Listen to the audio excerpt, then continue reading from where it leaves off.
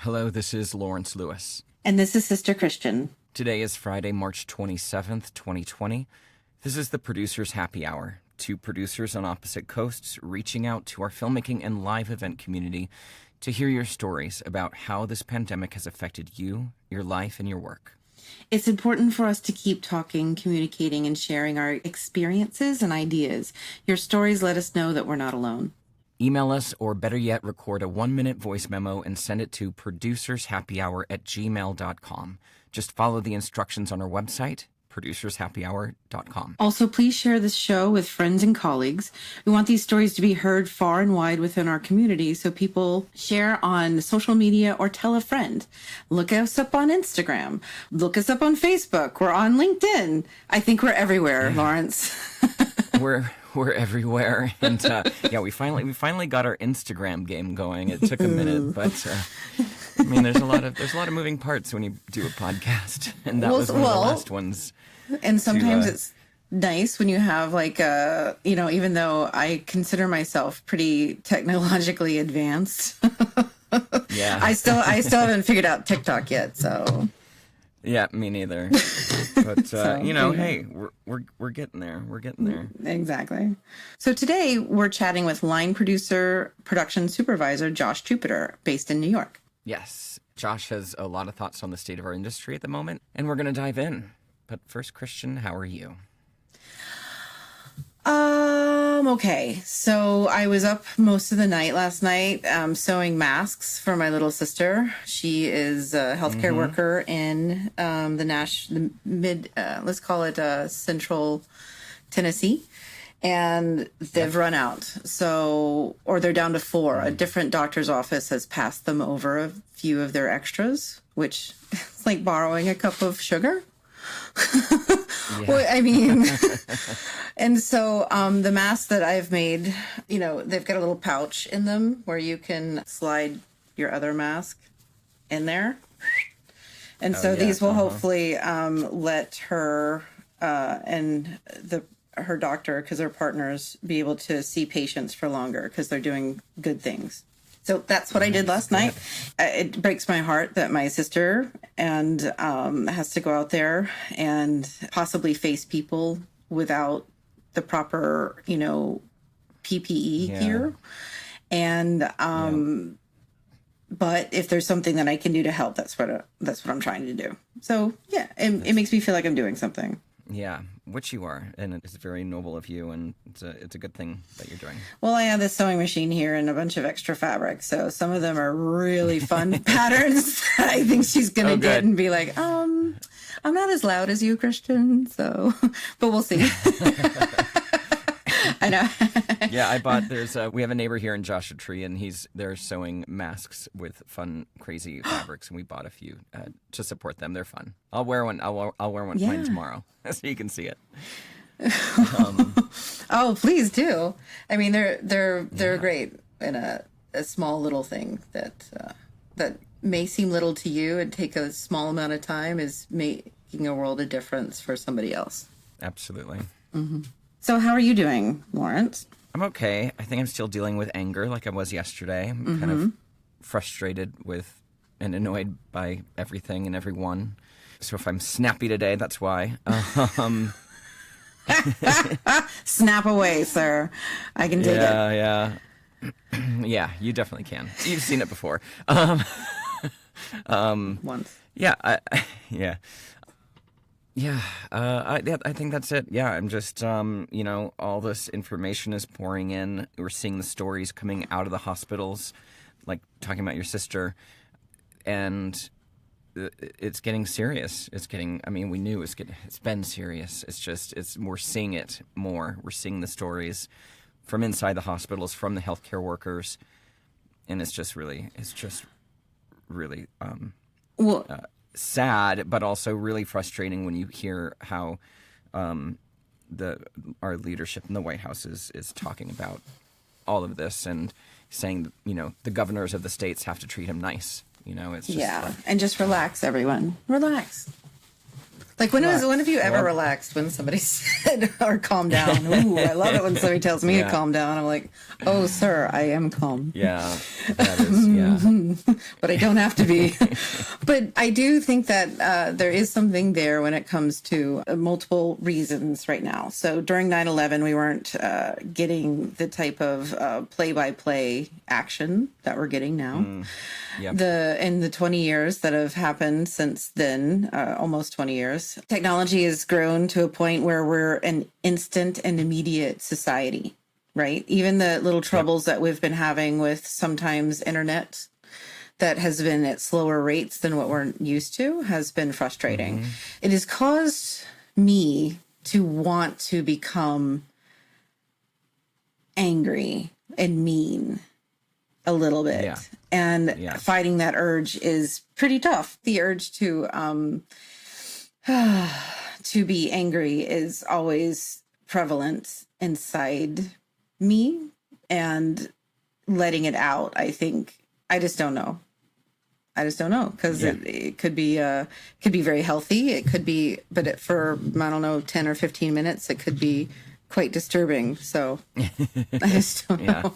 Like, how are you? I mean, are you doing anything at all to distract yourself, or are you just living in the moment? Drinking wine starting at 3:00 in the afternoon. No, I'm just living in the moment, focusing on podcasting, focusing on voiceover. That's kind of about, I'm just busying myself up with little projects, which maybe isn't the best thing to do. Maybe just kicks the can down the road. But I think I said this to you a few days, like setting a schedule, right? So I'm working on that. I have an alarm every day. I'm getting up like I get up for work.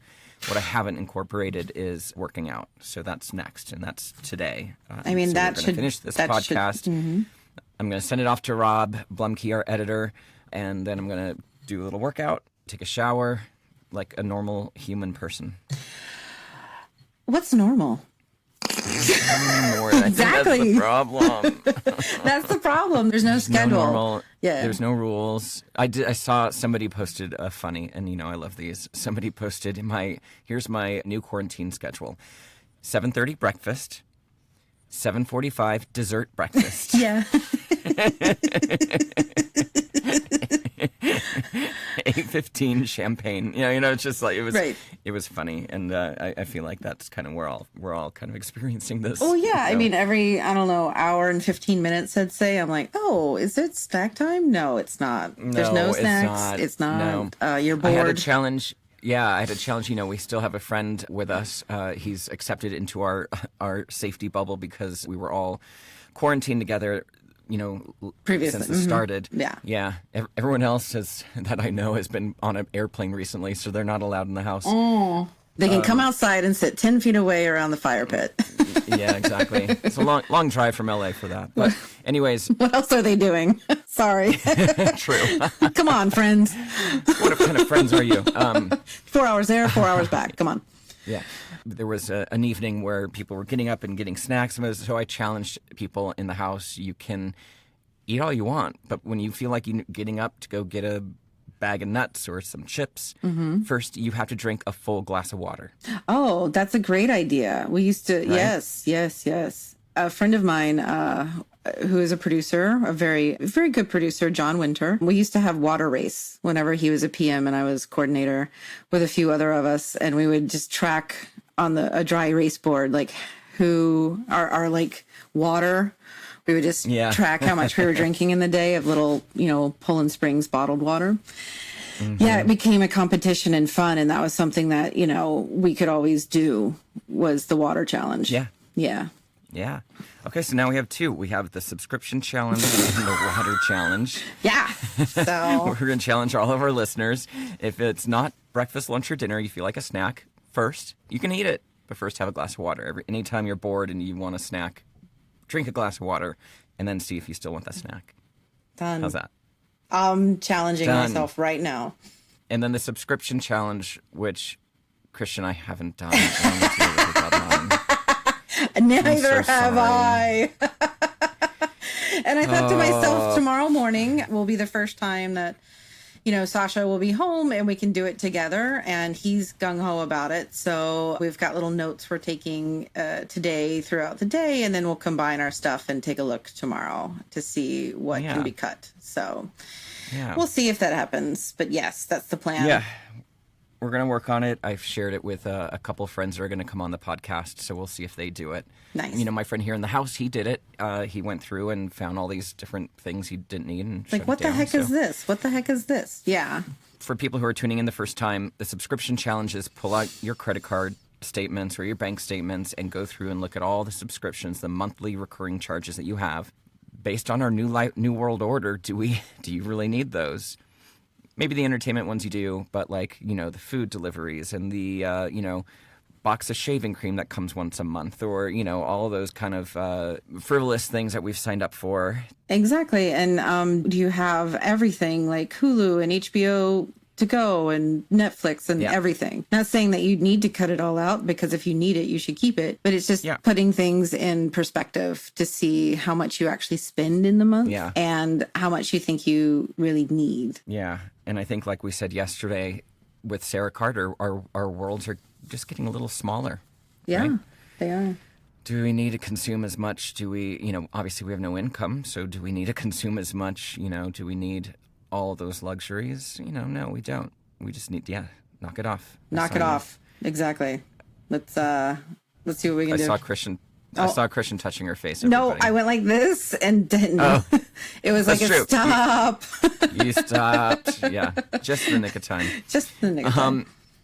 So some updates before we dive into our interview with Josh. Christian, I don't know if you saw this, and I don't know what it means. Maybe this happens all the time, but now it's newsworthy. Right. But Google had some big server outages yesterday. I did not hear that. In the southeast, in the Atlanta area. Big server outages, overtaxed servers. Yeah. I mean, well, now that most healthcare places have gone to telecommute. Where you telecommuting. Thank you. Where if you have a problem, you can get on with somebody at the hospital versus actually going. So I'm sure that's taxing it. Obviously, streaming services, now that people are taking it seriously. Yeah. Yeah. I mean, if we lost the internet, I'm not going to finish that thought. Yeah. No, don't. Yeah, we're mentally and physically preparing for some possible outcomes over the next couple of months. That's one of them, but we honestly don't have any idea what to do. Yeah, I think it's something if it happens, we will react at that point, but thinking about it just will drive us through the roof, I'm sure. So no need to think until that's one of those mind, triages you can do is like, I don't need to think about this because it's not happening, folks. I don't need to scenario out what I would do or any of that shit. I don't know. Anyway. Yeah. So Lawrence, did you see, because I know Sarah had mentioned yesterday, the Bill Gates article. Yeah. It's also said opening by April is unrealistic. We have a YouTube link for that. He's, his foundation's been the forefront of actually helping and working with this type of virus and illness all over the world. He's quite I would think, an even authority on this type of thing because they've done the research. They have the people on the ground working in it right now. They collect the data better than our government can. So he seems to be a pretty steady voice who every time I see something by him, he's so smart. It's so intimidating. I know. You texted me about this. He was on Anderson Cooper last night on CNN, right? And I missed the live show, but there's big chunks of it on YouTube, so we're going to put one of the links in the show notes. And it was a measured, realistic delivery of information, facts. Here's the thing. He said there is no timeline until the rate of infection flattens or is on the decline. There's no timeline. There's no way to create a timeline. None. And that's not happening. And the other thing that he said, Christian, I thought that was interesting because, there's talk in the White House about, opening up parts of the country soon, very soon. It's detrimental. And he said that there's not really a way to do that because you can't prevent people from crossing county lines. Maybe you can state lines, but you can't cross. So if there's a county, one state that is highly infectious and another one that isn't, there's no way you can stop that spread. So he says the country as a whole, it's all or nothing. We just all have to dig in and do this for however long it takes, or we don't, and that would be a major problem. And it becomes worse, and we have to do this for longer, or we start up and then have to stop again, which would be detrimental. This seems like so far from the research that I've done, this seems to be the best way to go, is stay inside and stay away from crowds and people until the flattening happens. And then we can reassess. But until then this seems to be the best way to go for everything involved. Our health, our economy, and in general, how to fight this. Yeah. But, two non-journalists throwing out their opinions. Two non-journalists. We have to say that every time, is we're not journalists. We're not journalists, but we're smart reading people. We can read. We're smart reading people, and if there is anybody out there that knows how significant this Google outage was yesterday, please let us know. Please let us know. Christian, I know you mentioned a Burger King commercial yesterday, and then I saw one randomly about contactless ordering. I think everybody's doing that now. Have you seen this? Everybody's doing it, but I mean, this was a commercial that was like shot with live action commercial. Oh, I see what you're saying. Shot with people talking about how they're operating in this contactless, safe way. So I'm just wondering, when was that shot? Well, yeah, I remember watching it and thinking there's extras in the background, like cooking. Yeah. In front of somebody walking towards camera and chatting. So I think it was a proper storyboarded little commercial. I mean, it wasn't long. It wasn't 15 complex. seconds, but yeah, no. there were extras. There were actors. It was complex enough. There were two different people speaking on camera, and there were extras. So one of the actors I think I worked with. Nice. I don't know where. You can reach out. Look familiar. Everyone looks familiar. But I don't know where it was shot. I don't think it could have been shot in L.A. because by the time we went. Well, I guess there were a few days that you could shoot something still. So no. No, there were. Remember, we talked about it. There was film. You were allowed to shoot with a film crew of 50 people. Right. And I wonder, there's several things that I wonder. I wonder if, how sometimes fast food chains way back would have like one store that they would always film in. Right. Yeah. So I wonder if it was that type of situation. And then so something that Susan said the other day was interesting, where her clients were checking on if China is now open, could filming occur in China? Oh, right. I remember when she said that, and I remember us, there were more things said around that. And it's just stuck in my mind, and thought to myself, well, I wonder if people were doing that last week, or like, okay, we can't do LA and New York, let's do Texas or Atlanta or something Florida. Like that. Yeah. Which is exactly what's happening now, which is called state shopping. It's kind of like, where can I get the best healthcare? Let me fly there and do it. So it kind of feels like people are doing the same things because, again, it all boils down to having a national plan versus a state by state or county by county. Yeah. When was this shot?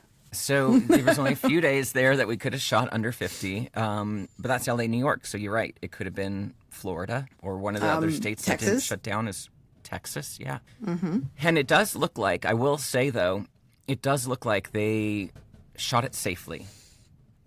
Right? If you remember looking at it, nobody's touching anybody else. The extras are pretty far in the background from the OCP. Mm-hmm. They don't even hand and I guess this is what they're doing. They're putting the bag on a tray and holding the tray out the drive-through window for the customer to take. But somebody still had to put that bag on the tray, so it was touched. So the tray thing is a little funny to me. There's a lot involved with it. I mean, maybe it was even Mexico. I mean, I think that or Brazil. I mean, it just definitely looks like it could have been shot anywhere. I just absolutely feel like if it was shot within the last week, I think it was a little bit irresponsible. Oh, I just definitely. do. I mean, there are 3 extras, 2 to 3 extras in the background, 2 main talent. That's 4.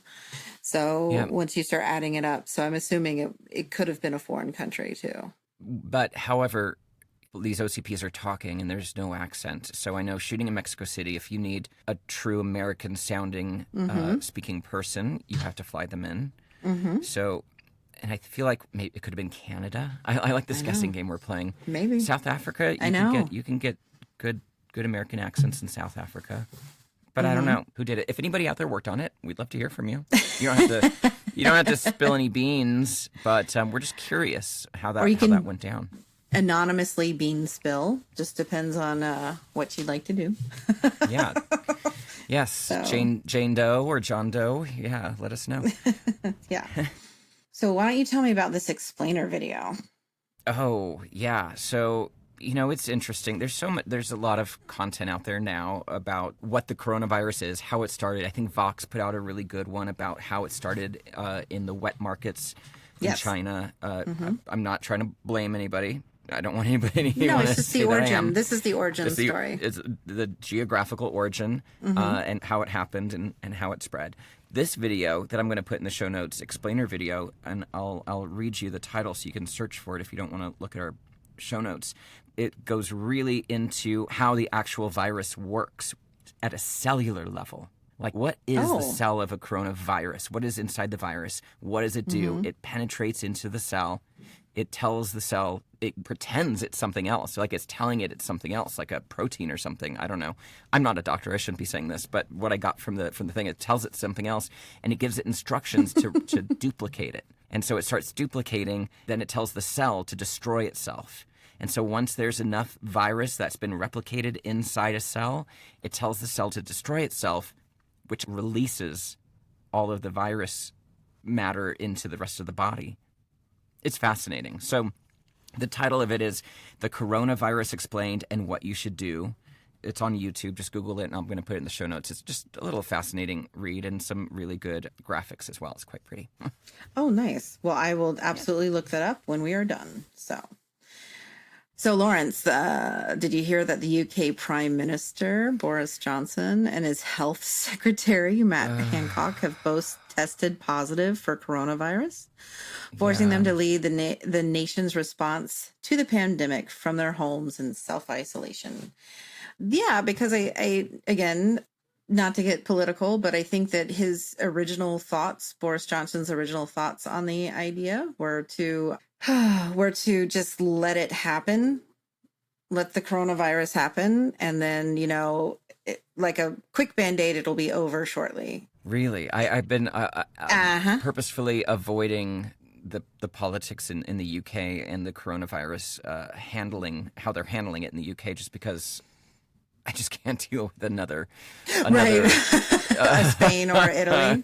I mean, not to make light of it, but I mean, those are tragic situations happening in Spain and Italy right now. I know that there's some European leaders that have been pretty responsible about shutting down everything quicker than others, but the UK saw this wave coming at them. So no blame or judgment here. It's just more of a ouch. I can't believe he got it. Ouch, I know. And I don't know if you saw this, and I'm going to fact check myself right here, but I believe Prince Charles tested positive as well. And we have some people in our Senate that are positive. So, these next 2 weeks is us listening to the news and hearing about people in the public eye more and more. We've already had a lot, but more and more, people coming out being positive. Yeah, and another New York City statistic is 200 fire department members test positive, and 11% of the NYPD called out sick today. Oh, jeez. That's scary. I know. So again, it's happening and it's slower. I know that the whole purpose was to slow it from happening, and so that to not overwhelm our, healthcare system.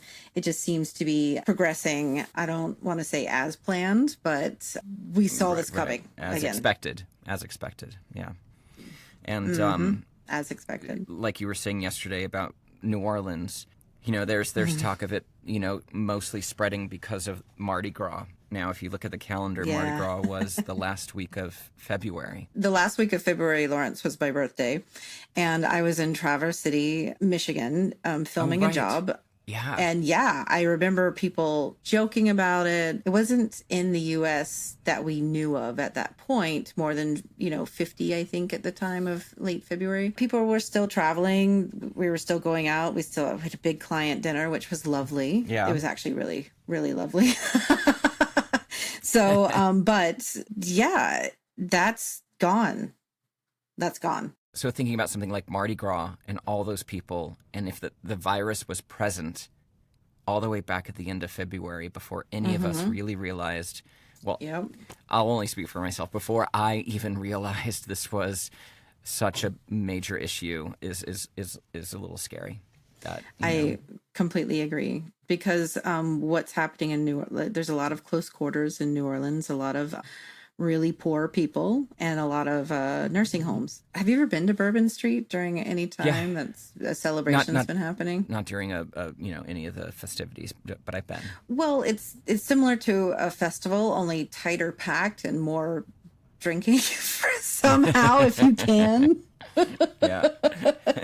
It's worse than that, and it's packed in really tight with people. Absolutely, there's no way you can move through the crowd without touching somebody. Oh, So yeah, and I was thinking about this the other day. What are festivals going to be like moving forward? I think it's going to be a minute. Is it even a good idea to have festivals? Oh, I agree. And I'm sure the first big festival will sell out because people love them. I've been to many in my day. Like, what's that going to be like when they open back up? Because that's definitely a very community-based feeling that you want to get with other people and music. There's gonna be some PSTD coming out of this for sure. I'm sure people are gonna be nervous and figuring it out, and I don't know. It's gonna take a minute. Yeah. Yeah. Moving on, for those of us in commercial land, Ad Age has a regularly updated list of how brands are responding to the epidemic. It's interesting reading. It's a little eye-rolly sometimes, but there's some interesting things in there. Blazing through this, QuickBooks switches their ad campaign to focus on small businesses, and they have one of those heartfelt ads that we've been talking are going to be coming. We're going to put a link to this updated list, and all the links are in there for these ads and whatnot. So that's just kind of something interesting. More interesting is Crocs is giving shoes to healthcare workers for free, and JanSport is giving backpacks. So, oh wow! Quirky footwear brand Crocs announced it will be donating a pair of shoes from its classic clogs and at-work collections to healthcare workers across the U.S. as part of a free pair for healthcare program. That's amazing. Yeah, it's great. They're going to donate up to 100,000 pairs of shoes to hospitals and other healthcare facilities. JanSport is giving away backpacks as well. I don't have the details on that, but so some of these brands are stepping up, and that's good to hear. That's amazing, because I know a ton of people who in that industry actually wear Crocs because they're super comfortable. Make fun of them how you want, guys. Yeah. But they are comfortable when you're standing on your feet for 12 to however long shifts that these amazing healthcare workers are going through right now. Yes. So another piece of good news, and we've heard about this, but hotels are opening up their beds for healthcare workers and first responders. The American Hotel and Lodging Association said its members, which include Marriott, Hilton, Red Roof Inn, they've identified over 6,500 hotel properties across the U.S. that are near healthcare facilities and available to house healthcare workers and their first responders. So that way people can stay near the hotel, I guess, and they can bring in outside crews to work at the hotel, work at the hospitals, and they need a place to stay. So that's amazing to hear that some of those brands are doing that. Right, because I think what's in New York happening, and I'm sure a lot of you know this already because it's been happening, but doctors that had private practices and such are still seeing patients, are also now volunteering at hospitals. And you have to have privileges at a specific hospital in order to see patients there. However, I do believe the law the standards have been relaxed so that you can move around, and whatever your specialty is can go to the place of most need now. Interesting. I know. So I think the American Hotel and Lodging Association is seeing a need and filling it with help, which is fantastic. That is great. And like Mr. Cuban said, People are going to really look at how Your brand brands acted. during all this, and it's Mm-hmm. going to affect you. Yeah. Mm-hmm. All right, let's get on with the interview. But Christian, I again want to mention the links on our website, producershappyhour.com. Yes, two of them are petitions to implore the government to include film industry and event industry crews in financial relief packages, which I believe I just saw something that the House has passed the bill. Yes, they did. And so we may replace those petitions with something more topical. We'll see, but please go on and sign them if you haven't yet. And the third is a form letter for you to send to your state officials asking them to include freelancers in financial assistance programs. Fantastic. So get to work, people. It'll take you all of 7 minutes. We're efficient, people. It'll take you all of 7 minutes. Just do it. It got shorter. So our interview is with Josh Jupiter. And Josh is not just New York based. He is a true born and bred New Yorker. And he takes that vibe and work ethic with him to every project. When not working under the banner of his company, Fifth Planet Films, he moonlights as a commercial line producer and production supervisor. He's had the pleasure of working directly with well-known filmmakers and celebrities, including producing commercial shoots in Europe. From VFX heavy to run and gun, music videos, experiential, multi-camera shoots, union and non-union. Josh does it all. He has a broad spectrum of projects under his belt. All right, let's take a listen. All right, Josh, thank you for taking the time to chat with us today. How are you doing? I'm well. I'm keeping safe here in my apartment in Bed-Stuy, Brooklyn. I'm keeping pretty busy. I know I've heard about a lot of people saying that they're bored and having trouble finding things to do. I've developed a pretty good routine. Sorry, we were just talking about schedule, so this is interesting. Tell us what you're doing. Give us your schedule. I finally recovered from jet lag. Right before this all happened, I was actually in New Zealand. That's for right. You were 5 weeks. This was vacation, right, or was this a job? It was vacation. Oh yeah, right. I remember this. I did dabble with a little work over there, just like with talking with a couple of people, but nothing really came of that. And I just kind of wanted to relax. So the whole pandemic was very present over there. And then when I got to the United States back, it was even more prevalent that, wow, this has touched the USA. May I ask you what date you came back on? If you don't mind telling us, of course. No, not at all. I landed at LAX March 1st, and I spent 3 days there. Yeah. And then I flew back to New York. I got back to New York around March 3rd or 4th. And I actually dived right into a job immediately. So that was kind of interesting because both these wires were getting crossed. Right. So you got back home on the 3rd or 4th to New York, right? And you started a job right away, which sounds about right for anybody who travels for pleasure. Yeah. You want to jump on the first thing when you come back, right? Right. But since work has finished, I wake up every day at 6 a.m. Mm-hmm. I do about an hour and a half of yoga. I have breakfast, and then I'll just start doing some things, whether it's reading or researching, learning some things, cleaning my apartment, doing laundry, preparing meals for the next couple of days, making some phone calls, checking on people, doing some video chats. I've also started taking some educational classes. I took a really great, interesting class yesterday, which was actually more of like a lecture about neuroscience or productivity and things that help us with productivity and things that prevent us with productivity. So my major takeaway from this class was how cell phones and all the dings and bings and rings that are around us. Mm-hmm. And when I'm at my desk just trying to do work and someone comes in and interrupts me, how that causes a disruption to my productivity, but also how it increases our risk of error. Yeah. Really? I've read a similar article about this because it's raw. Every time you switch a task, and I don't mean to take the story away from you, Josh, but every time you switch a task, it eats up some enzymes or proteins in your brain. It's brain power to actually stop something, readdress a new issue, and start a new thing. So I know for myself, once this digital accessibility and multiple digital platforms started to come out, I would get so wiped out by the end of the day. And I think it had to do with that. It's just depleting your brain power. it also creates a dopamine addiction. Really? So your brain gets into this cycle of every 4 minutes or every 8 minutes, it becomes used to hearing the ding. And if it doesn't hear the ding, you're like, oh, let me check my phone. Oh, let me check my email. Oh, Oh, let wow. me do this. And then you think you're multitasking when you're doing, oh, if I'm working on the call sheet and I'm checking the budget and I'm working on the working budget and I'm answering emails. You think you're multitasking, and I do still believe I am, but it's slowing you down incredibly. So you're losing 4 to 6 hours of productivity work each day with this going on.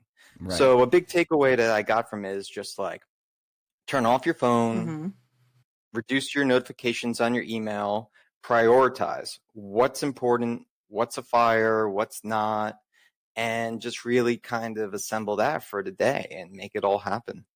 Yeah. I mean, that's great advice. I know a few years ago there was a big push for monotasking rather than multitasking. Right, I remember that. Yeah, and it was born out of this. It was born out of this learning. Yeah. So that was really interesting. And then I'll tell you, this is week 1. So I'm really trying to just really be patient and really just take my time with things. And I live alone, and there's not a lot of people in my neighborhood. So there's really this aura of like, hey, it's like we really are isolated and we really do need to kind of protect ourselves. But at the same time, we need to take care of ourselves. So I'm really trying to do a lot of wellness and just like listen to myself and do like, how do I feel right now? What do I want to do right now? Do I just want to sit here right now and just stare at the ceiling? Do I just want to take a nap? Do I want to read a book? Like, how do I want to pace myself so I don't get this feeling I think a lot of other people are getting of boredom and not enough to do, and they just start to force to create themselves things to do. So I've just very slowly been generating small lists of things to do, and I do them, and then once I accomplish them, I say, okay, what am I doing next? Yeah. That's very and if disciplined. It's nothing. Right. I mean, that's very disciplined. All of the choices that you've given, from staring on the ceiling to, something bigger than that are all, okay to do, or, we should be able to give ourselves permission to do. What you're doing is a slow paced way instead of feeling frantic because there's nothing to do. And I like that. Yeah. Yeah. Yeah. And I think also I'm very conscious of winding down at the end of the day. Okay, the sun is setting. I've been eating dinner very early every day, like 5, 6 o'clock. I'm like, all right, how am I going to wind down? And then around like 10 to 11, I pass out, and I pass out hard, and I'm sleeping really well. And I would just wake up naturally. I don't have to set an alarm clock. I'm waking up at 6 or 7 o'clock every day. And I'm just like, okay, do your yoga. And I'm just like focused on that. And it's a great way to start the day and just feel meditative. And I'm doing very meditative, breath-oriented abhyasa yoga, which I used to practice about 7 or 8 years ago. I used to do it a lot. I would do it twice a day sometimes. And now I'm starting this routine again. Nice. I think that it kind of points to things that we've said in earlier podcasts of like, and I think just Sarah said this as well yesterday, like this kind of moment to really check in on yourself, turn everything inward is kind of a blessing for a lot of people. It could be said that we've learned how to be human and how to take care of ourselves as individuals when we're constantly servicing other people, servicing the job, servicing production companies, or creating projects on our own that we have to do because why? Right, because why? This is all of a sudden that all those priorities shrank now to just today I'm going to clean my floor really, really well because that was my big takeaway from Sarah yesterday. Well, and all the other lovely things, but like, yeah, priorities have shifted, and listen to yourself. That's an interesting path you've gone down, Josh. Well, let's talk. I'd like to dive deeper into the job. Okay. Yeah. Yeah. That's what I was going to say. So, Josh, you mostly work in commercials, advertising, and Yes. And what was happening? You said you came back to New York. You took a job, and Did we what freeze? happened? That job shoot? Did it get canceled? Did it postpone? I actually started working. I had two jobs going on the past couple of months. My first job started in December, where I actually worked as a cost consultant, and that actually transitioned into me sort of executive producing the job, because I would have ended up producing it, but I was like, you know what? I don't want to cancel my trip to New Zealand. Right. I had set up the whole job and got the client in place, got the production company in place, and they did a really big photo shoot, had lots of talent and such. And that all happened in January. And what I had learned when I got back about that job was that everything that they had done wasn't going to be used, because it was for an event in Barcelona and they canceled the event. That was where I was like, wow, this is really something going on. That really resonated with me. Right after that, I had started a job with an LA company that had come here to do a commercial for an athletic product with a celebrity. And it was going full steam ahead. Everyone was on board to do it. But everything escalated really, really quickly here in New York. There was a lot of panic. All the crew were checking in with me, asking me if it was still happening. All the vendors every day were like, are you guys still moving forward? The caterer, it was like, I was like, listen, like right now, like we're moving forward. They've booked the job. Yeah. We were so hopeful back then. Yeah. Well, it was a 2-week pause. And yeah. Well, what happened was, we did cancel the job.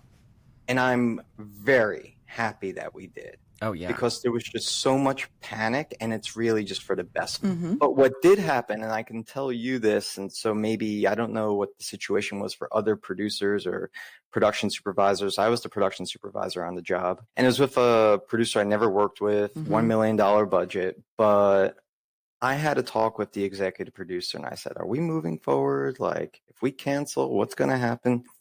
And he pretty much said, if we book anybody, like, we're going to pay them and that will be it. But if we didn't book anybody, they don't get paid. Or I was like, okay. And I had to talk with the producer, and I was like, listen, we need to book the essentials. We're scouting tomorrow. Right. Like, we need to do this.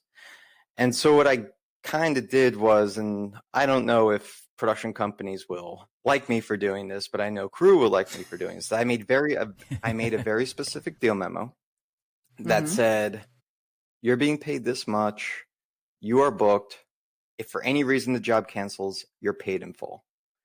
And all the crew signed it. They sent it back to me, because it was just this uncertainty. It was just this feeling of uncertainty, and anything can happen any minute. And what I really did know was this was a lot of people's last opportunity to make some income for a very long time. We tech scouted the next day, and I got all the orders in. So we were supposed to build on the 8th, pre-light on the 9th, and shoot on the 10th and the 11th. Right. And the morning of the 7th, I got a phone call around like 11 o'clock. It was the producer. He's like, job's canceled. Celebrity talent backed out. I mean, everything was picked up because it was the 6th, right? So you had trucks full of stuff. You had people waiting to start on the 8th. Exactly. Yeah. And we, like, caterer was already ordering the food. And so we pulled everything, and I paid everybody in full, and everybody got paid. And I know for a lot of people, like the production assistants and the grips and the electrics, like they were like, this money really matters to them. Yeah. Really. Well, that's honorable, Josh, that you did that. Yeah, I think Christian and I in that position, you know, whenever we've been in a cancellation position, we do what we can to make it right by all the crew. But it was good that you had that much foresight into how trepidatious the timing was at that moment. Exactly, because we've spoken to people in previous episodes, because something like that wasn't in place. You know, now it's a huge negotiation going down of who gets paid what. Well, I think this is something for a lot of producers and companies and production supervisors and crew to learn about and why it's important to have a deal memo Right. and what's in that deal memo for each and every single day, each and every single job. And for me, my whole experience, and for me has been, if I'm booked, if you cancel, I'm still paid in full. And I've always honored that with all the crew I've hired. I think there were only certain exceptions where it was like you were still holding for these days, so Right. kind of great. But if you're booked and I cancel, like there's a very likely chance like you're still going to get paid. Right. And that is the honorable thing to do. I'm finding more and more over the years that it doesn't always, there are circumstances out there that don't allow for such strict yes or no instances. Yeah. And so you being able to do that is huge, especially these days. Huge. Yeah. And, it's funny because in feature films, a deal memo is standard. Right. You get the call, you chat, okay, here's the job, here's the date, and you don't lift a finger until you get that deal memo and you read it and you sign it, and that's your guarantee. Yeah. And it's done. So that's standard practice in feature films and television. Maybe And for it's something DPs. we need to. Yeah. So. And maybe it's something we need to start adding back into our workflow in commercial land. I think so. I think that's great, and I think we need to do that. And I think a big takeaway from this also is just prep time to get those things in place and communicating with the client to be like, hey, you need to actually book the job and give us the 75% deposit on this day, so we have X amount of time to do the things we need to do, so we are a well-oiled engine. And we are driving this train in the right direction for us, for you, and the whole crew. Exactly. I mean, this was all standard practice until I feel like content became the word content and doc style started happening. Yeah, and also those two words changed a lot of shit in our industry. Those two words changed a lot of shit in our industry, and then two big moments: 9/11, the writer's strike, the 2008 economy crash, all kind of affected all of that. And that's when prep time shrunk and a lot of companies went non-union and so on and so on. This is a good moment to take a pause and look back on how we were operating and maybe bringing back some of those practices. Hey, Josh, you had sent an email to a bunch of your contacts. You sent it to me, just kind of giving a little story about, the ups and downs you've seen through the industry. Do you have any experience in the past of other big slowdowns or other big production moments that are kind of pivotal that kind of relate to what we're experiencing right now? I'm more resonant of the 2008 financial crisis. Yeah. Because I had graduated from college during that time. And when I got out, I remember graduating and I wrote one of my professors an email asking for recommendations on how to find a full-time job. And his response was, "You're fucked." Or when you find it really was. I was really shocked by this email. He's like, "You are graduating at the worst time." And he's like, "There's no film jobs right now." Yeah, you should write them now. Look at me now. Yeah. What I really did do, because during that time I was largely independent and I had taken out student loans on my own dollar, and I had taken out credit cards to pay for college. For me, there really was no safety net. And so I was just really always very determined, and I did every single little thing I could to really just progress myself, learn, and network. And there were large times where I really wasn't any income coming in, but I would still be like, hey, how can I take a class and learn about grip and electric stuff? And how can I just get my hands on my camera and go and film something and edit it on my computer? So during this time, I actually I was making also little short videos myself, and I was using that to build a reel. I really juxtaposed that time to this time because I do think we're going to have a couple of months of nothing, but I'm actually kind of optimistic with the recent news that I've been hearing about I do think we could see work resume as soon as maybe 3 to 4 months, which is pretty good considering everything that's going out there. I think we can really resume working on things like tabletop, VisFX shoots, Yeah. Doc stop style. motion animation, and yeah, doc style, run and gun, Yeah. getting all those old projects we used to do a lot of back out there until things kind of find normalcy again. I know a few post-production producers and companies. I spoke with a agency producer that hires me as a production supervisor, and he told me he's really busy right now, and he gave me some suggestions on things to pursue, and these things included like learning some editorial programs, but also finding ways to post-produce. And also, if you want to do live action content with Instagram influencers is still going to be a thing. A lot of Instagram ads are still going to need to be made. And a lot of stuff for Facebook is still going to be made, YouTube. And there's only so much they can actually recycle for that. And CG and animation will kind of probably become more popular for a short duration, but the fact of the matter is, like, people want to see people, and people connect 100%. With people. Yeah. And as soon as we can safely get this kind of production going back, I think we're gonna be able to make these jobs happen. Yeah, I don't remember Christian who said it, but that's a very healthy outlook, Josh. And one of our guests said, the doomsday people out there are going to struggle when the opportunities present themselves, whereas a viewpoint like yours, Josh, we will be able to get back to work. Ready. There is going to be stuff to do. We'll be ready.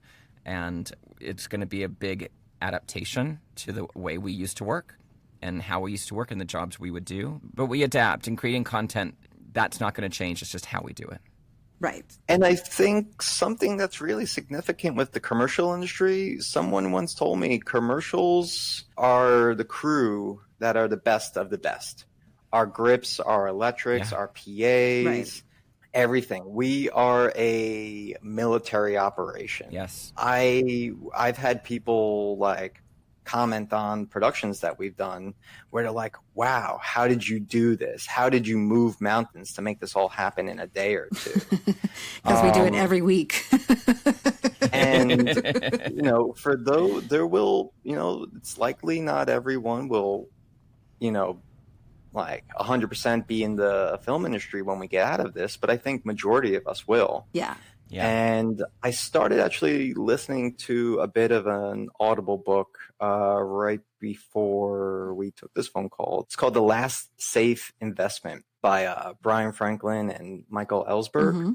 I only listened to maybe like 10, 15 minutes of it, but a big takeaway I got from it was bet on yourself, like develop yourself, really work on yourself during this time so you can move in the right direction for when you can get back on the treadmill and start running again. Get used to rejection. I think we in the commercial industry are very used to rejection, being on hold for multiple jobs that come and go, being, submitting your resume, doing countless phone calls with producers or companies, or when I have to call people and interview them, like, you have to get used to rejection. Eventually it teaches you, like, okay, like, I can better myself with these skills, so I know I can talk to the production supervisor, so he or she will hire me because I can offer these things.